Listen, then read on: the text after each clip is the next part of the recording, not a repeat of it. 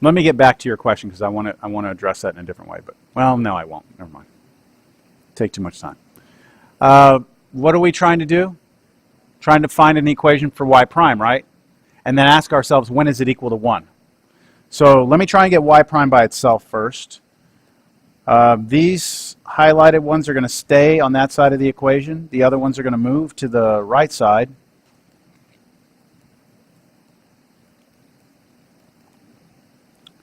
Negative y squared minus 2xy.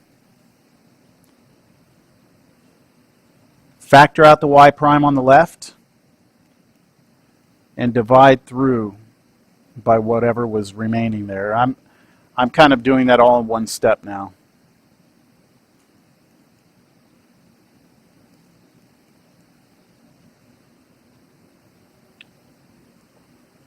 So when I pull out a y prime on the left, I'm left with a 2yx and then an x squared, and then I divide it through by that. So, okay. Everyone okay with this? Any questions? So that's the derivative, but I want to know when is y prime equal to what? 1. So replace y prime with 1 now, and you get this. 1 equals negative y squared minus 2xy all over 2yx plus x squared. Anybody have any instinct here as to how to solve this? 2xy. What? You can't cancel anything though, because they're separated by addition and subtraction. You can multiply both sides by the denominator. So what will happen is you'll get 2yx plus x squared equals negative y squared minus 2xy. Is that okay? It's multiply both sides by the denominator.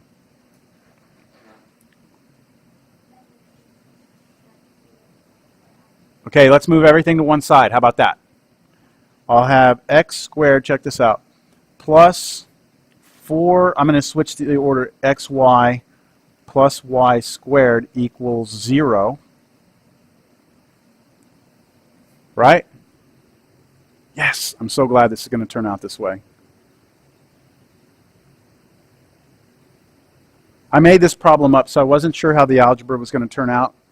I thought it might turn something impossible, but that's actually possible. Yes. But you can't cancel it in the bottom.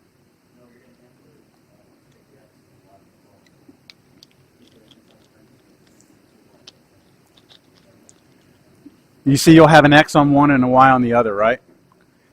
If it did, that would have been great, right?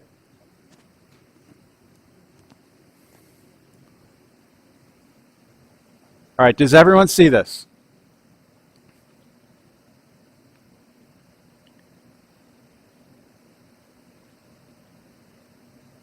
This is a tough equation to solve. Here's why. It's an equation that has how many variables in it? 2, right? 2. And since it has 2 variables and you have one equation, normally you can't answer that, right? Like if I tell you, like this equation, x plus y equals 10. You can't tell me an answer to that because there's infinitely many answers, aren't there? Right? I could use 2 and 8. I could use negative 2 and 12. And I could go all day with this, right? Yep, decimals, fractions. So there's infinite number of solutions. So on this one, you might be thinking the same thing. I'm going to show you something right now that I hope you've never seen. And I want you to put it into your toolbox because it is a great, very powerful way of solving things that look quadratic. Doesn't this thing look like a quadratic? Doesn't it look like kind of ax squared plus bx plus c equals 0? I mean, like, that's a quadratic equation, right? Don't we all know how to solve that? What do you use to solve that quadratic equation over there? How can you solve any quadratic equation like that? Quadratic formula, right? The quadratic formula says that the solutions to this are negative b plus or minus the square root b squared minus 4ac all over 2a, right? That's quadratic formula. What's the problem, what's the difference, I should say, between what we have in red and what's over there in black? We've got another variable, right? Why? Well, check this shit out. There's nothing that says we can't do this. Watch, I think this is just great. All I did was swap the position of the x and the y in the middle. I want you to look at 4y now as your b, and I'd like for you to look at your y squared as your c, and I'd like for you to look at the one that's sitting in front here as your a. So don't you really have a x squared plus b x plus c equals 0? So wouldn't the solutions to this be x equals negative b? What's negative b? Negative 4y plus or minus the square root of what? 4y squared, which is 16y squared, minus 4 times 1 times y squared all over 2. 2 times a, which is just 2.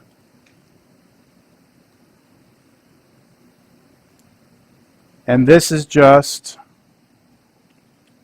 negative 4y plus or minus square root of what? 12y squared over 2. Do you agree with that? That's okay? And that's actually negative 4y plus or minus, let's see, 12, the square root of 12. We can make that a 2 root 3, can't we? 2 root 3, and the y squared underneath can come out as a y. So I can put 2y root 3 all over 2. And it even gets cleaner than that. Look at this. Negative 2y plus or minus what? Y root 3. So x must be equal to negative 2y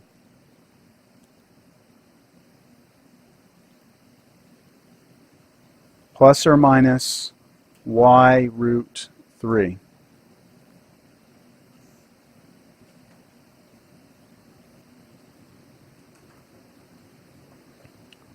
So right now, if I give you a y, can't you give me the x? Yes? I give you a y right now, you can tell me what x has to be. How about 0? If I let y be 0, I'm going to write it as a point. If y is 0, what must x be? 0. So does that mean at the point 0, 0, we should have a slope of 1? Remember, ours is the blue one. At 0, 0, do we have a slope of 1? No, why not? Why does it look like we messed up? We didn't, but why does it look like we messed up? We picked 0, 0, right? What's wrong with us picking 0, 0, though?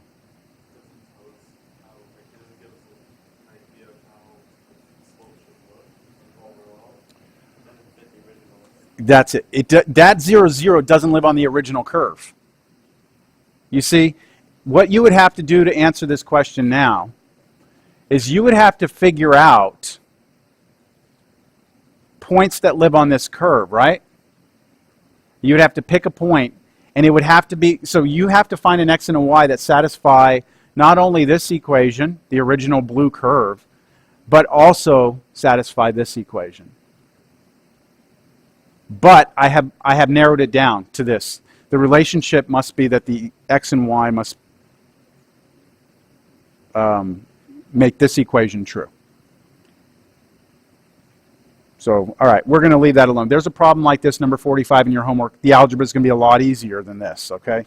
In fact, normally in a class, in a Cal 1 class, I never come across a problem where I have to do this. But in Cal 3, I've done it many, many times, so it's good to see it now.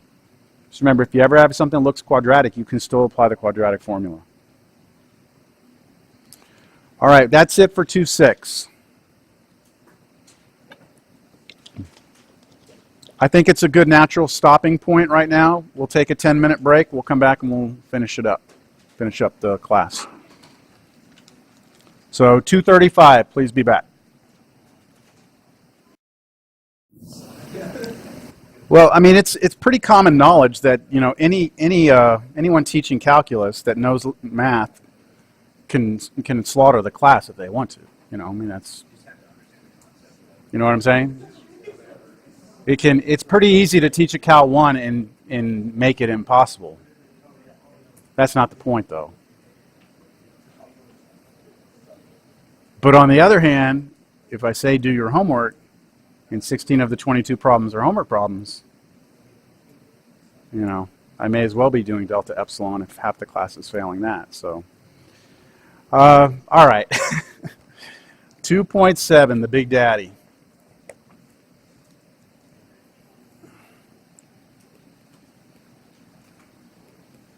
Related rates.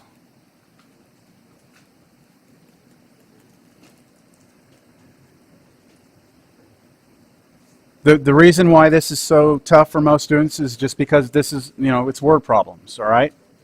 So what I'd like to do is I'd like to work through some of these word problems. I hope that you did watch the videos of me working through them. If you did, like the ones that I did in class in the fall, you can see, I mean, it's just a whole new animal here with this section. Interpretation of the word problem, turning it into the math, doing the implicit differentiation, using all sorts of formulas and things that come out of nowhere. It's the inherent problem of this section. So I'm going to actually start by doing examples out of the book. Because I did a bunch of examples in the videos you were supposed to watch, I'm going to get straight to like homework problem stuff. So number 3. Did anybody try number 3? Tried? Okay. Each side of a square. So if you don't have a book, now would be the time to open it up. Maybe if there's one book per table, because I don't feel like writing down all these problems. But I also want you to know what's being asked.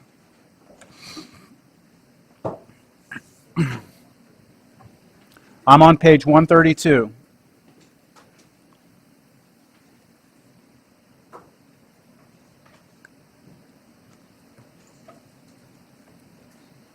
Now, I did give you a set of steps in the notes, didn't I? And I am going to try and follow these to the best of my ability here today.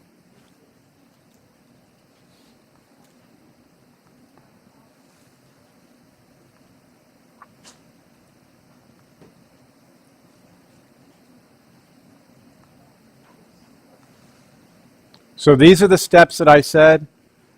You know, there's this isn't like monkey see, monkey do. You know, it's every problem's unique. But you want to draw a picture of the scenario for the exact moment in time. Draw a picture of the scenario for a general situation, letting variables be variables and constants be constants. Assign variables, rates, and constants. Write down what's given, what is it you want.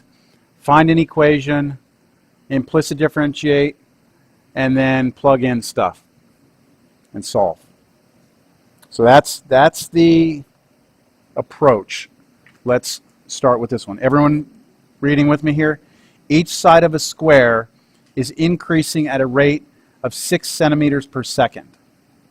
At what rate is the area of the square increasing when the area of the square is 16 centimeters squared? So let me see. Go ahead.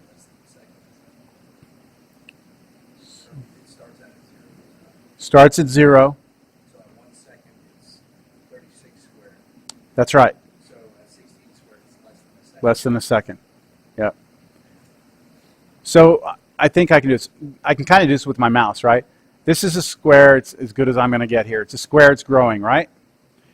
And the thing is, the sides of the square are growing at a constant rate. Okay, the sides are growing at a constant rate. That means the length of that bottom and the length of let's say the bottom of the square and the left side, those are both going out at the same rate. Okay? What's happening inside is the area is changing, isn't it? And the question becomes at a specific instant in time, so it's like right, let's say there. How fast was the area changing? So I'm going to draw, first of all, a picture of the instant in time.